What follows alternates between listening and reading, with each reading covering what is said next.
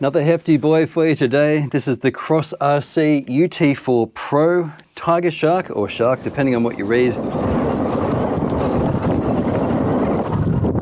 IFS front and live trailing rear links, live axle in the rear, lights all over it, and this is the almost ready to run. There is a ready to run option as well.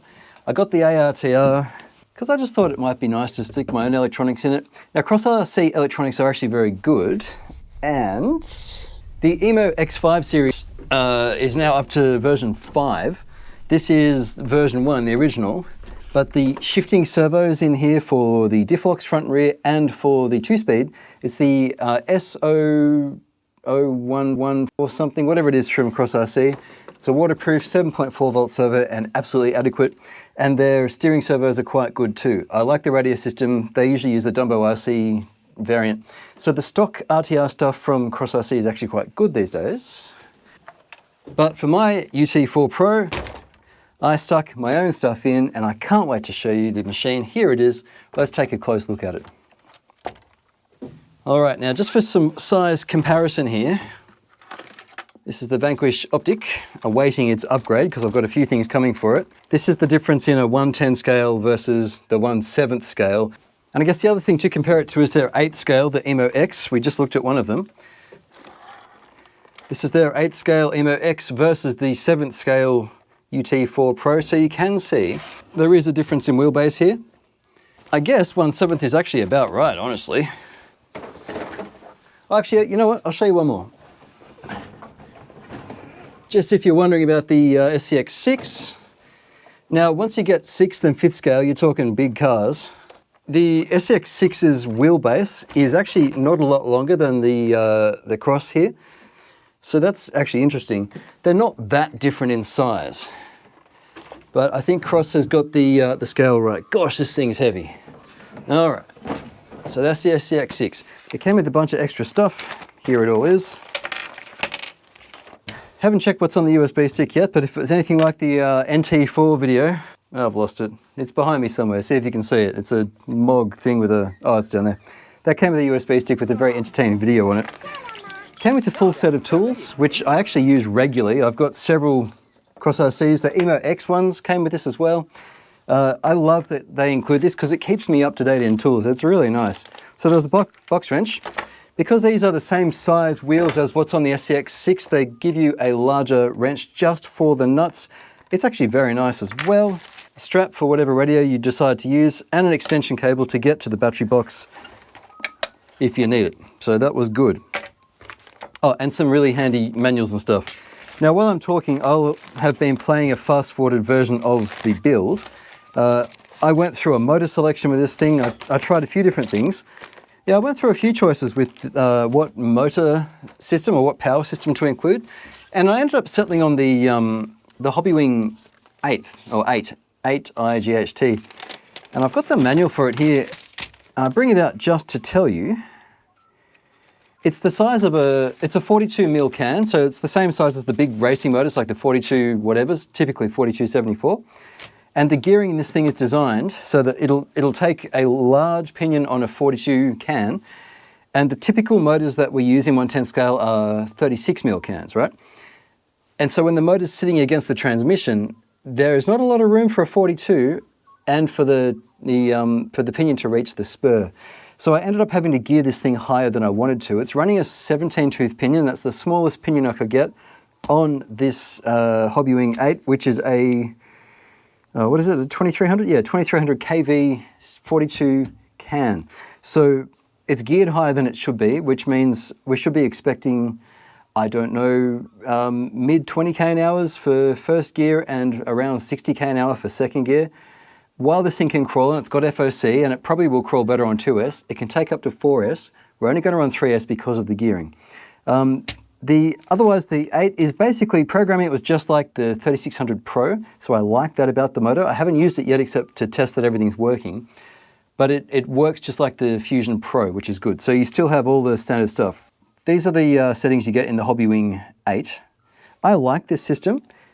It doesn't come with a programming card. Just be aware that if you pair it with something like this, you're going to need a 17-tooth pinion, that's 32 pitch. Budget for a 17 tooth pinion if you get a 4200 can, or even bigger if you go lower in kV. You have the choice here of running 2 servos for the independent shifting or 1 servo for combined shifting. This is diff lock I'm talking about.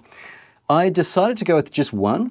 The crossrc servos are a funny size and I didn't have any of those, and the standard size servos just don't fit. So what I did was I printed up a bracket, I designed one, and I'll make that available for you on RC-TNT.com. That'll fit a standard TR4 servo or any other micro servo. So the jxServo 8.4 volt job also will fit this little bracket I've made for you, and that will let you have diff lock just with the 1 servo, and you can run it at 7.4 volts, probably even 8.4 now I think about it. I'm also using the jxServo 45 kilo aluminium servo. It can take up to 12 volts, and I'm running the whole system at 7.4 just for now. So there's always that extra little bit that the inside wheel will take. It's on bell crank. There you go, you see that? It's on bell crank setup, inside IFS axles. It works very well, and the nice thing about IFS in theory is that it keeps the surface of the tires level with the ground as they go. These roughly do, although they seem to go a bit outward as they go down. I don't know why, doesn't really matter. We've got steel CVDs on the outside and dog bones on the inside for that.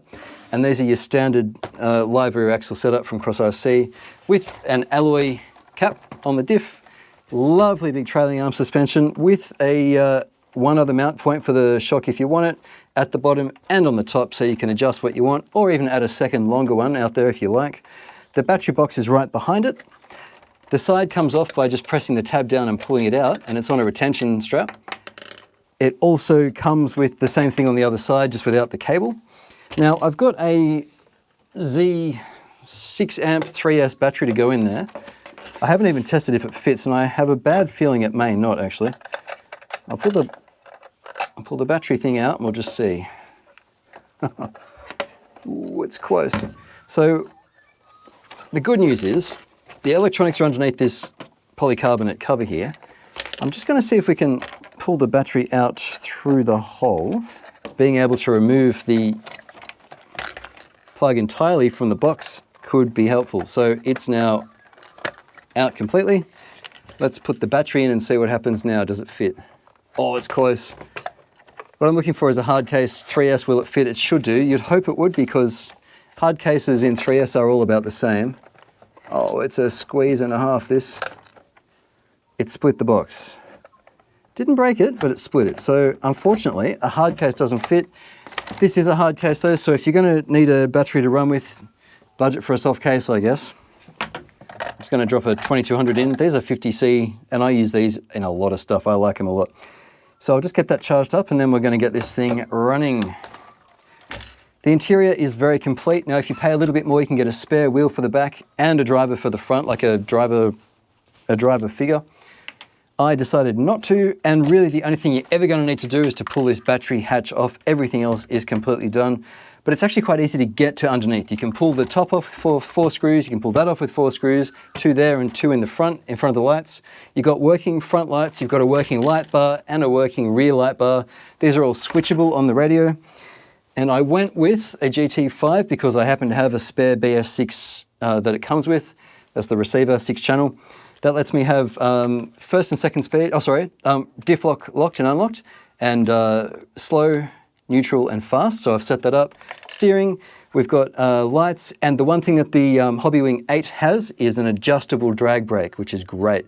So I've set its drag brake to max on the programming thingy, and now we can dial it from 0 all the way up to max on this, and it adjusts both the max strength and the rate it applies as you dial that up, if I understand correctly. So I'll get a battery charged, and we will take this plush machine out and see what it can do. I just can't wait to see. Let's do it. So unlocked. Locked. First. Second. That 8 has some power to it.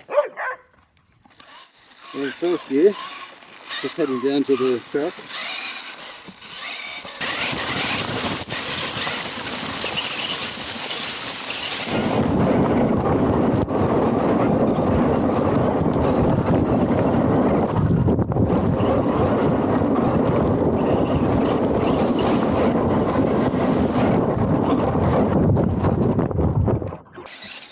This is such an all-rounder. Again, we're in first here. I'm not looking to smash this into the moon. I'm looking for, I guess, scale realism, really. That's what your trailing arms and library axles for. What a blast this is.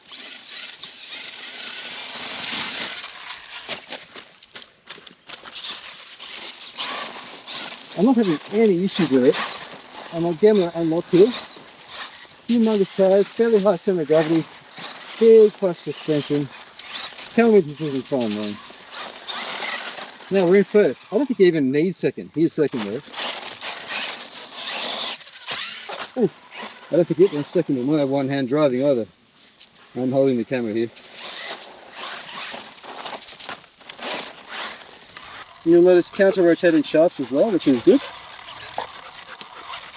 And I put neutral in the middle.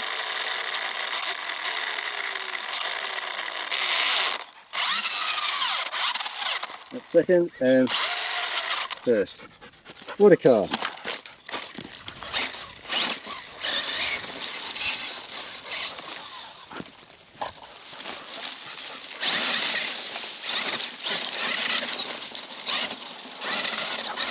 I like this HOBBYWING motor.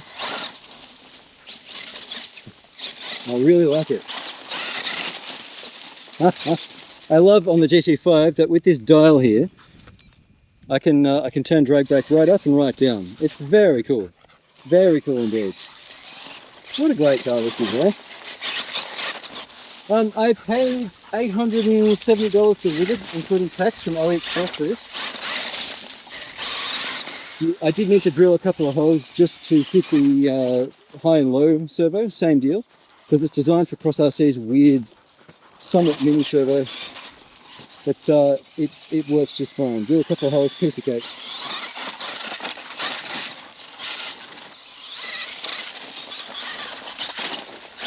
It's actually quite stable too. You see how we're kind of side hilling our way here. Now we're in first gear here, getting some. This is top speed right now in first. Now here's neutral and second.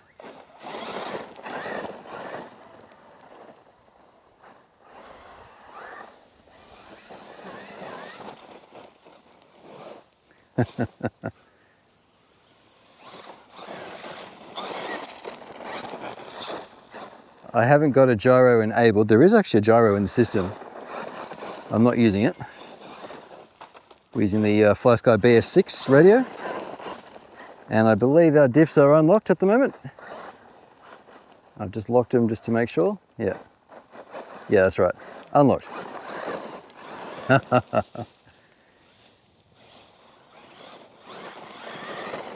Now we're on the HOBBYWING 8, of course, with the 17 tooth pinion. Really, you want a 14 tooth pinion. This is too fast. It's probably about 55 km an hour at top speed in second. Maybe not quite. Oh, we just lost the battery. Jeez.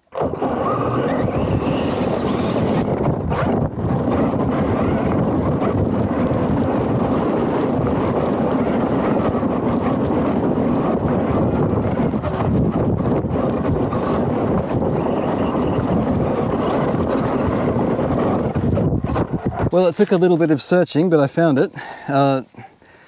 The battery cover without the cable is the one that came off. This thing flew out the other side. So when you assemble this, you might consider just taping this on properly, because that's not enough to hold the battery in, evidently, when it's flipping and tumbling, which you're going to do if you're in second gear, because this thing is actually a hoot. Now, the battery case cracked the other day when I stuck the bigger battery in it. I can see it needs to be glued. So that's another issue. The other thing to note while I'm putting this back in is that this is my second day filming, because the sound didn't come out properly on my last, when I filmed for a couple of cars, unfortunately, the other day. And one problem I had was the wheels were loose. The nuts on 3 of the 4 wheels were loose here. So I've tightened all them today. And the hand tool that it comes with to do that is really, really good. These are beadlock wheels, of course, and when you're running beadlock wheels fast on a radio control car, they tend to grab a bunch of dirt. I've just been clearing that out. Okay, well, it's back on. We might go and try some crawling. So we're in first gear, we're locked, and on FOC, I think that is the slowest wheel speed I've got. Let me see.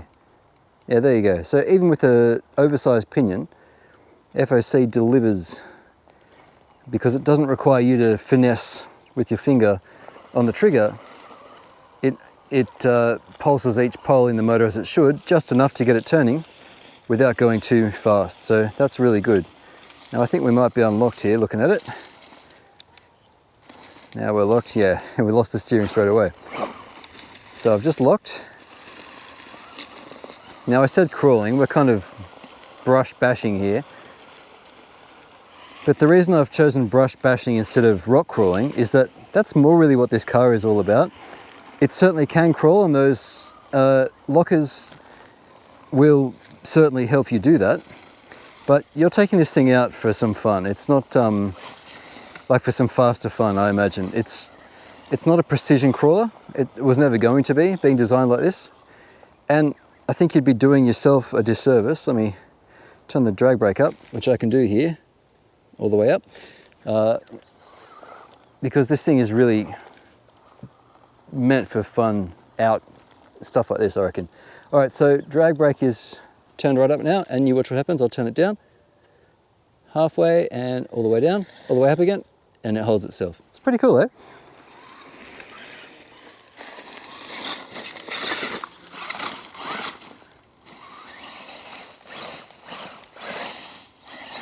We're gonna need some speed so that we don't get tangled there, I think. The tires aren't too bad, honestly. The battery compartment could be a bit different, but you can always 3D print your own, but I think the size is good. It'll fit up to about a 6 amp 3S soft pack and probably a 5 amp hard pack. It just can't be anything bigger than the standard raw version, ROAR, which it will take, just. And if your battery connections don't fit inside the box, you can also run the battery outside one of the 3 holes they've put in the box, or 4 holes I think, which is very thoughtful indeed. So it's been thoughtfully designed, as most cross RC things are these days. They think about their cars. So when you are building it, all the silly little stuff, there just aren't silly decisions that baffle you and go, why did they do that? That's one thing I like about Cross. They do have thoughtful design. So it's really not a bad departure and approach angle. As you approach, there's your departure. And cameras never really show off steepness, but this is very steep. Although being a V, hopefully it shows you a bit more. We should get a big digger in here and carve out more of a course, shouldn't we?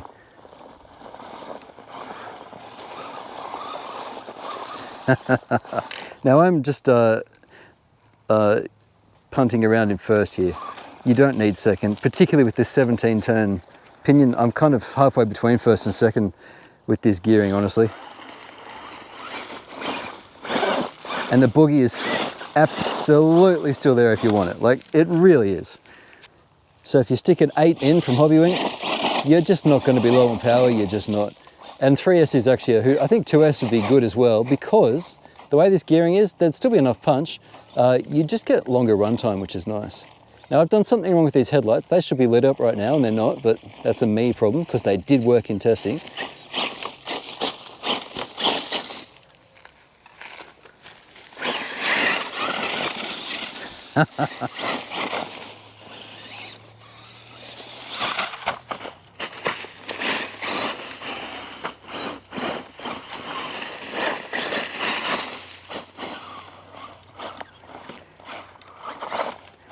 So we're still diffing out when the corners are big enough,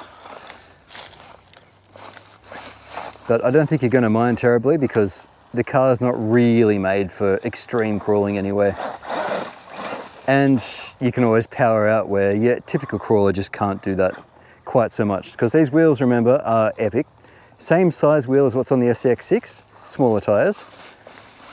Actually, this is a pretty decent log for showing side hill. Let's have a look at that. So as far as trying to ascertain what angle it'll take before it tips, I just noticed this was actually quite good because the ground falls away underneath this log.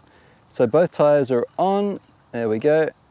and now it's actually fairly awkward. We've got a 3 amp 3S battery amidships.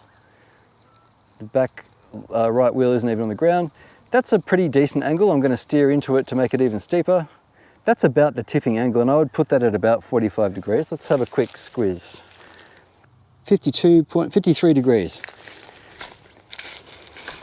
So any further than 53 degrees, and if I steer into it a bit more, we're past the point. Yeah.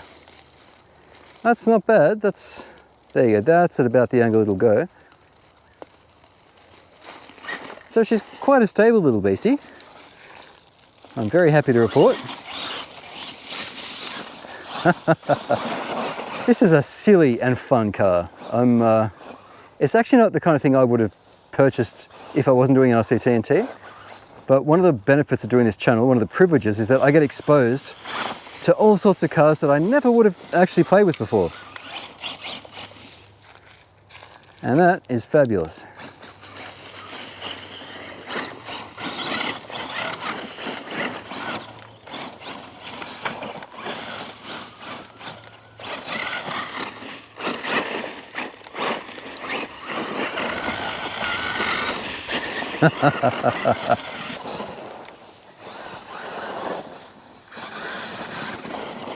Yeah, I'm quite a fan of this car. I like it a lot. It's rugged. I like the modern plastics from crossrc as well. This is actually so fun. I got lost in just driving for a bit and forgot to even talk. I was just having fun, which is really what it's all about. I don't mind that there are no sway bars in the front IFS. I think they might be helpful, but what do I know? Maybe not. I like that they're open like this. The car moves very pleasingly. I know we're just pootling around on the driveway, but if you can do that and have a bunch of fun, you've got a fun car, haven't you?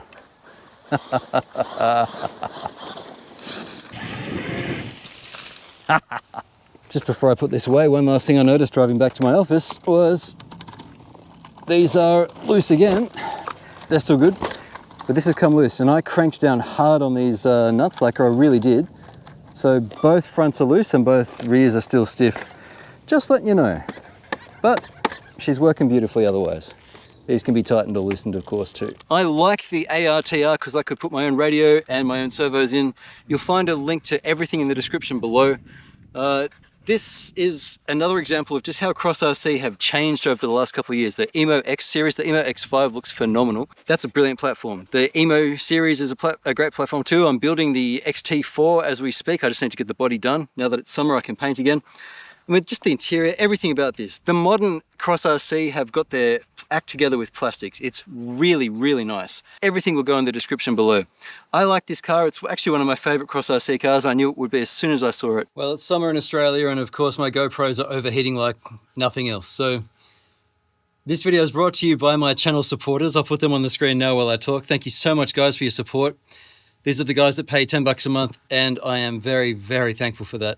I've got 3 tiers of support, and everyone who throws me a few bob to keep this whole thing running, thank you. Thank you also to all of you for watching. I really appreciate it. If you enjoyed this video, throw me a like. Stick around, I've got more coming with crossrc, and we also have some other interesting stuff coming soon. So thank you so much for watching, guys, and I'll catch you again next time on RC-TNT. Cheers.